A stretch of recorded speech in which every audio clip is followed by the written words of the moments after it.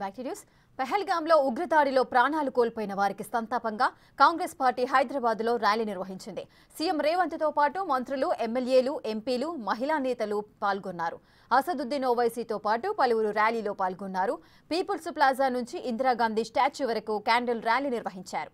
పూర్తి డీటెయిల్స్ మా ప్రతినిధి వాసు అందిస్తారు. పహల్గాం ఉగ్రవాది దాడి నిరసిస్తూ కూడా జాతీయ కాంగ్రెస్ పార్టీ పిలుపు మేరకు ప్రస్తుతం తెలంగాణ సంబంధించిన కాంగ్రెస్ పార్టీ చాలా భారీ ర్యాలీ నిర్వహించింది. ఈ ర్యాలీలో ఎంఐఎం పార్టీ కూడా పాల్గొంది.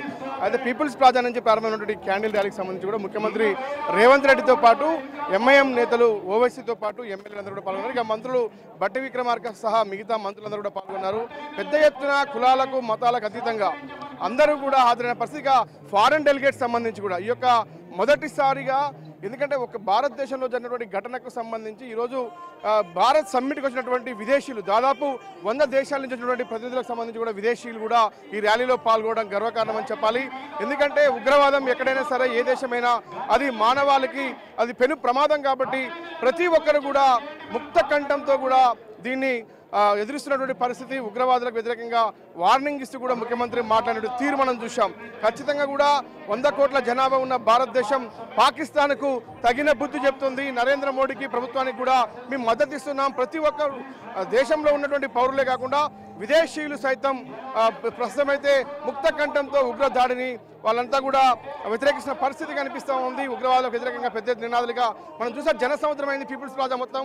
పూర్తిగా కూడా చూడవచ్చు మనం, చాలా భారీగా జనాలైతే చేరుకున్న పరిస్థితి కనిపిస్తోంది. ఇటు కాంగ్రెస్ పార్టీ కార్యకర్తలే కాకుండా ఇటు ఎంఐఎం పార్టీతో పాటు నగరంలో ఉన్నటువంటి సామాన్య ప్రజలు కూడా చాలా పెద్ద ఎత్తున ఉగ్రదాడికి నిరసనగా ఈ యొక్క క్యాండిల్ ర్యాలీలో పాల్గొనడం జరిగింది. పీపుల్స్ ప్లాజా మొత్తం కూడా జనసముద్రమైనటువంటి పరిస్థితి కనిపిస్తూ ఉంది. ముఖ్యమంత్రి రేవంత్ రెడ్డి ఎవరైతే ఇక్కడ చనిపోయినటువంటి ఉగ్రదాడిలో చనిపోయినటువంటి వారందరికీ కూడా ఖచ్చితంగా ప్రభుత్వం అండగా ఉంటుంది, మనందరం కూడా తోడుగా ఉండాలి, వాళ్ళకు అన్ని రకాల సహాయం కూడా అందించాలి అన్నటువంటి ఆయన పిలుపునిచ్చారు. ఖచ్చితంగా కూడా ఉగ్రవాదానికి వ్యతిరేకంగా పోరాటాలని కూడా ప్రస్తుతమైతే ముఖ్యమంత్రి చేశారు. ఇక పీపుల్స్ ప్లాజా సంబంధించినటువంటి ర్యాలీ చాలా సక్సెస్ఫుల్గా, చాలా భారీగా కూడా పీపుల్స్ ప్లాజా నుంచి ఇందిరాగాంధీ విగ్రహం వరకు కూడా చేరుకోవడం జరిగింది.